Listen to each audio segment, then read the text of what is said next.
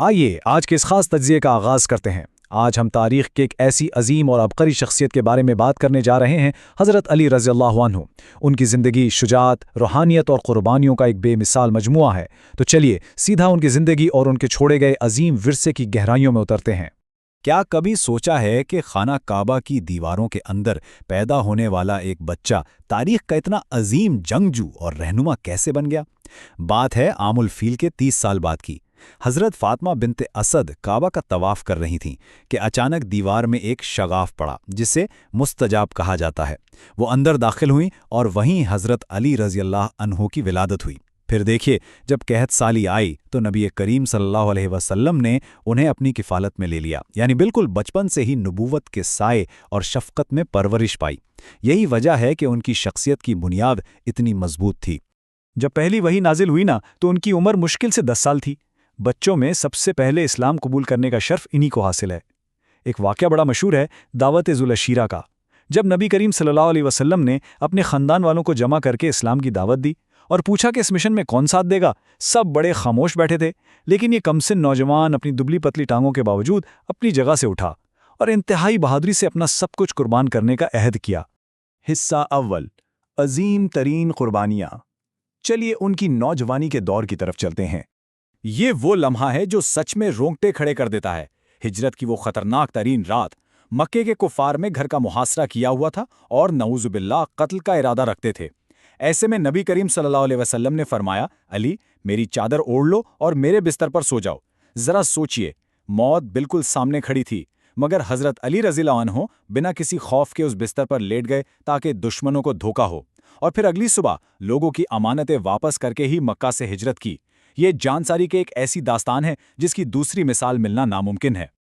ایک طرف تو ان کا روحانی اور قیادت کا مرتبہ اتنا بلند تھا، اور دوسری طرف ان کا دنیاوی ساز و سامان جو کہ حیران انگیز حد تک کم تھا۔ جب ان کی شادی کائنات کی سب سے عظیم خاتون اور نبی کریم صلی اللہ علیہ وآلہ وسلم کی سب سے پیاری بیٹی حضرت فاطمہ زہرا رضی اللہ عنہا سے طے پائی تو مہر ادا کرنے کے لیے کچھ خاص رقم نہیں تھی، تو انہوں نے اپنی جنگی زرہ حضرت عثمان غنی رضی اللہ عنہ کو 480 درہم میں فروخت کر دی، صرف اس لیے تاکہ شادی اور ولیمے کا ایک انتہائی سادہ سا انتظام کیا جا سکے۔ اور جہیز کے نام پر اس عظیم جوڑے کو کیا ملا؟ بس ایک چارپائی، ایک چادر، آٹا پیسنے والی 2 چکیاں اور پانی بھرنے کے لیے ایک مشکیزہ۔ کائنات کے سردار کی بیٹی اور تاریخ عظیم ترین بہادر کے گھر کا یہ کل اثاثہ تھا۔ اور سب سے بڑی بات یہ ہے کہ یہی چند چیزیں ان کی پوری زندگی کی ساتھی رہیں۔ ان کی یہ زاہدانہ زندگی ہمیں بالکل واضح طور پر بتاتی ہے کہ اصل عظمت مادی وسائل میں نہیں بلکہ کردار اور روحانیت میں ہوتی ہے۔ حصہ دوم، میدان جنگ کے شیر۔ اب ان کی شجاعت اور بہادری کا تذکرہ کرتے ہیں۔ اگر ابتدائی تاریخی مارکوں کی ترتیب پر نظر ڈالیں نا تو بدر، احد، خندق اور خیبر، ان چاروں جنگوں میں حضرت علی رضی اللہ عنہ کی عسکری مہارت اور شجاعت نے ابتدائی مسلم کمیونٹی کو ایک نہایت مضبوط سہارا فراہم کیا۔ تقریباً ہر جنگ میں علم یعنی جھنڈا انہی کے ہاتھ میں ہوتا تھا اور یہ ہمیشہ صف اول میں کھڑے نظر آتے تھے۔ غزوہ بدر اور احد میں ان کی کارکردگی تو بالکل بے مثال تھی۔ بدر کے میدان میں انہوں نے مشرکین کے مانے ہوئے جنگجو ولید کو ایک ہی وار میں ڈھیر کر دیا، اور پھر احد کے اس انتہائی کڑے اور مشکل وقت میں جب مسلمانوں میں افراتفری پھیل گئی تھی تو یہ مضبوطی سے نبی کریم صلی اللہ علیہ وسلم کے دفاع کے لیے ڈھال بن کر کھڑے رہے۔ جب نبی کریم صلی اللہ علیہ وسلم زخمی ہوئے تو حضرت علی رضی اللہ عنہ دوڑ دوڑ کر پانی لاتے رہے اور حضرت فاطمہ رضی اللہ عنہا نے ایک چٹائی جلا کر اس کی راکھ سے ان کے زخموں سے بہتا خون روکا۔ غزوہ خندق کا یہ واقعہ تو بے حد سنسنی خیز ہے۔ سوچئے، عرب کا مشہور اور دیو ہیکل جنگجو عمرو بن عبدود، جس کے بارے میں مشہور تھا کہ وہ اکیلا 1000 کے برابر ہے، خندق پار کر کے للکارنے لگا۔ سب خاموش تھے۔ ایسے میں حضرت علی رضی اللہ عنہ ہی تھے جو اس کے سامنے آئے۔ عمرو بن عبدود جیسے تکبر سے بھرے سورمے کو انہوں نے انتہائی بہادری سے پچھاڑا اور ایک ہی وار میں اس کا کام تمام کر کے کفر کا غرور خاک میں ملا دیا۔ جنگ خیبر کا وہ شاندار منظر آج بھی ذہنوں میں زندہ ہو جاتا ہے۔ جب یہودیوں کا نامور پہلوان مرہب للکارتا ہوا باہر آیا تو حضرت علی رضی اللہ عنہ نے آگے بڑھ کر یہ زبردست اشعار پڑھے، میں وہ ہوں جس کی ماں نے اس کا نام حیدر یعنی شیر رکھا ہے، اور پھر اگلے ہی لمحے مرہب کو ہلاک کر کے خیبر کا وہ عظیم قلعہ فتح کر لیا جسے فتح کرنا ناممکن سمجھا جاتا تھا۔ یہ اشعار اور ان کا وہ وار ان کی جنگی روح اور بے خوفی کو مکمل طور پر ظاہر کرتے ہیں۔ حصہ سوم، خلافت کا دور اور اس کے بھاری بوجھ، ایک انتہائی اہم اور سنجیدہ دور۔ خلافت کا یہ دور نہایت ہی المناک تھا۔ اس دور میں مسلم امہ کو 3 بڑی اور دردناک جنگوں کا سامنا کرنا پڑا: جنگ جمل، جنگ صفین اور جنگ نہروان۔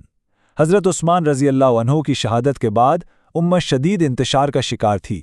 حضرت علی رضی اللہ عنہ کے تقریباً 5 سالہ دور خلافت میں اسلامی فتوحات کا سلسلہ رک سا گیا، کیونکہ ان کی پوری توجہ اور وقت اس اندرونی خلفشار، خانہ جنگیوں اور سیاسی اختلافات کو سلجھانے میں ہی صرف ہو گیا۔ اس صورتحال کی پیچیدگی کو سمجھنے کے لیے حضرت عبداللہ بن عمر رضی اللہ عنہ کا یہ جملہ دیکھیے۔ انہوں نے فرمایا تھا کہ اگر مجھے اجرے کے منہ میں ہاتھ ڈالنے کو کہیں تو میں تیار ہوں، مگر میں کسی کلمہ گو کے خلاف تلوار نہیں اٹھاؤں گا۔ یہ قول بالکل صحیح معنوں میں اس کشمکش کو ظاہر کرتا ہے جس کی وجہ سے بہت سے محتاط صحابہ کرام نے ان اندرونی جنگوں سے مکمل کنارہ کشی اختیار کر لی تھی اور غیر جانبدار رہنا ہی بہتر سمجھا۔ حصہ چہارم، آخری ایام، ایک ایسی کہانی جو انجام کی طرف بڑھتی ہے۔ تو اب سوال یہ پیدا ہوتا ہے کہ خدا کے اس عظیم شیر کا انجام آخر کیسے ہوا؟ یہ سوال ہمیں ایک ایسی تاریک اور گہری سازش کی طرف لے جاتا ہے جس نے تاریخ اسلام کا دھارا ہی بدل کر رکھ دیا۔ آئیے دیکھتے ہیں کہ وہ سازش آخر تھی کیا۔ یہ ایک ایسا منحوس معاہدہ تھا جس نے تاریخ کا رخ موڑ دیا۔ جنگ نہروان کے بعد 3 خوارجی مکہ معظمہ میں جمع ہوئے۔ ان کے نام تھے ابن ملجم، برق اور عمرو بن بکیر۔